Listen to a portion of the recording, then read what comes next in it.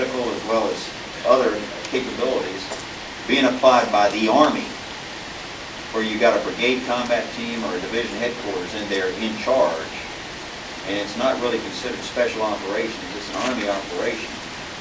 And you got a guy that you've tagged him, he's been trained to be a warfighter, now he's trying to be a diplomat or a statesman or something else, and you're giving him this capability, but he really hasn't been schooled on how to utilize it.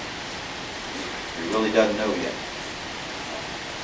We got a ways to go there. You know? So this proponency thing for me is not as much about who has it as much as about how we get it organized and focused on the Army. So that we're training and we're directing and providing doctrine on how we use this capability effectively and we don't waste it. I think the whole training piece we've got to really dig into hard, because when you're talking about a reserve component, we can't, you know, the challenge we've got, and we just went through a rock drill with the chief, and it was all about the reset. How do we reset the Army, the active component, as well as the reserve and guard, when you come back from theater?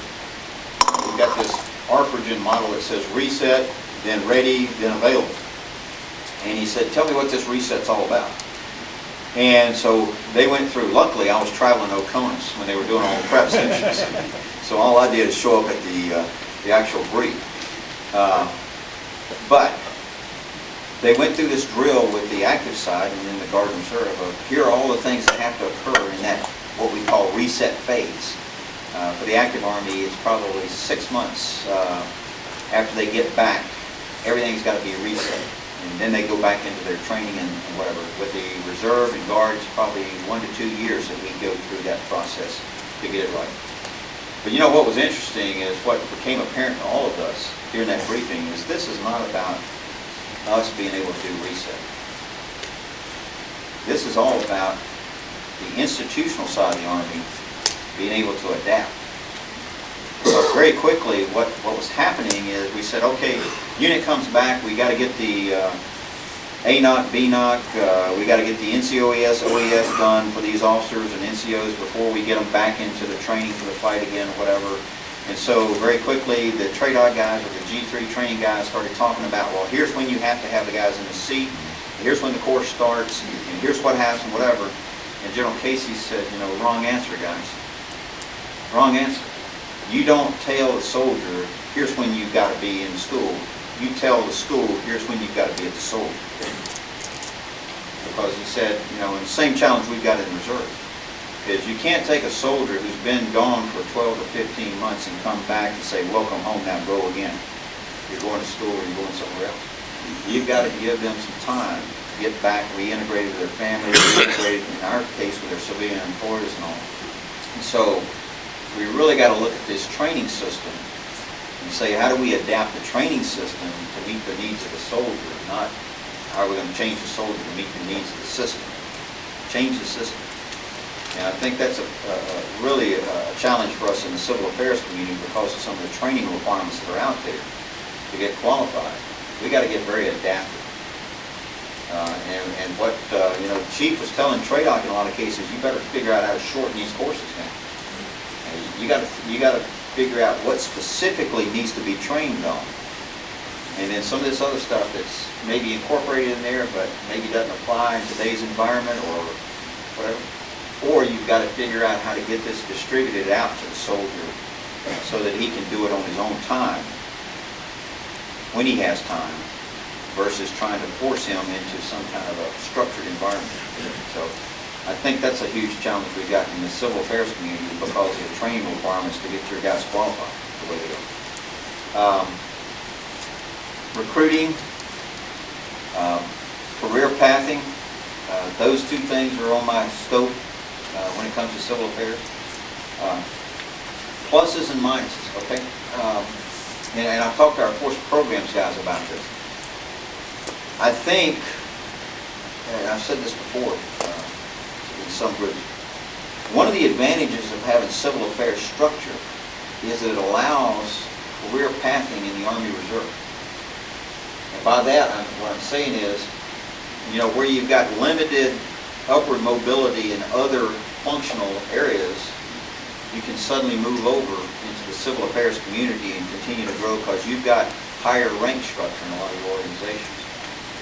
And so it provides some career mobility or career pathing capability. Likewise, the reverse is true in that because of the specific capabilities and requirements you need, you have to get a little bit more creative in trying to find the people that are out there. And quite often you might be competing with some functional command over there for the same officer or NCO that he needs them in his organization and you'd like to get them in your organization, and so you're competing with each other. But I think that's one of the things I want to continue to look at with our force programs, guys, is as we continue to grow civil affairs, and we're going to grow at some almost 1,000 spaces right now at least. General McCarran has his way in Europe. We'll grow it more than that because he wants to put a brigade and battalion on the ground there.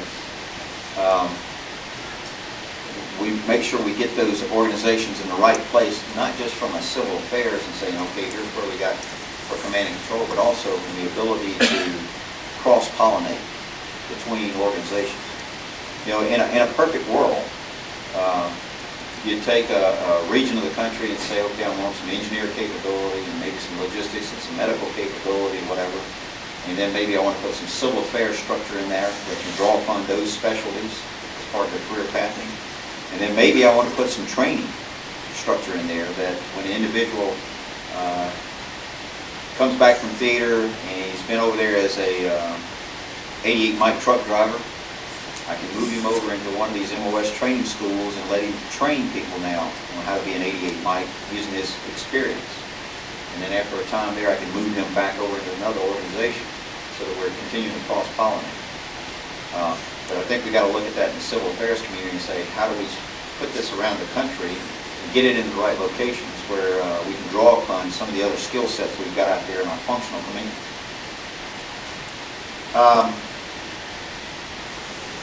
Let me just open it up to you guys because I'm talking way too much. And I consider the one thing I will tell you from my perspective, you don't have to worry about how much I appreciate and value the civil affairs community. I've lived it on the ground. Some of you guys were in Iraq with me together and worked together, and so I was able to see you perform.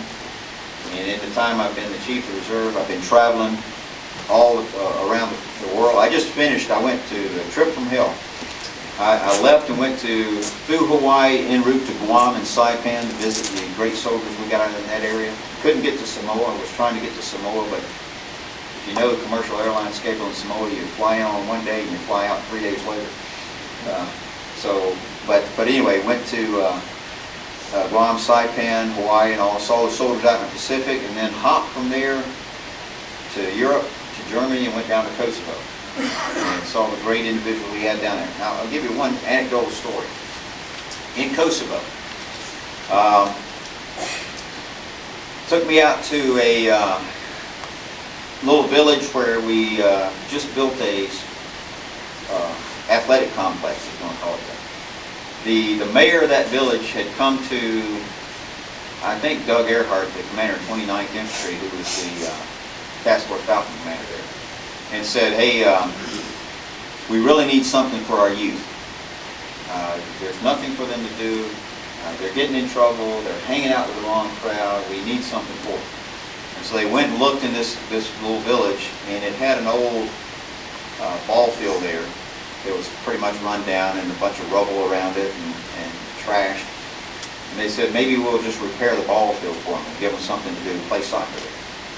And it was going to cost, I don't know, $5,000 or $7,000, something like that. And then they got tied in with some of the USAID guys. Found out there was some more money out there, and other pots of money. And they made it even bigger. And so we flew in there with a helicopter, went out there and visited.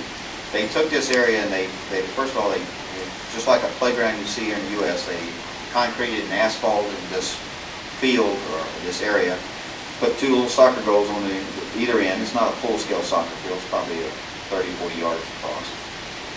Put some basketball goals that were going up while we were there. Built a building at the end that has on one side a nice classroom area and on the other side kind of a conference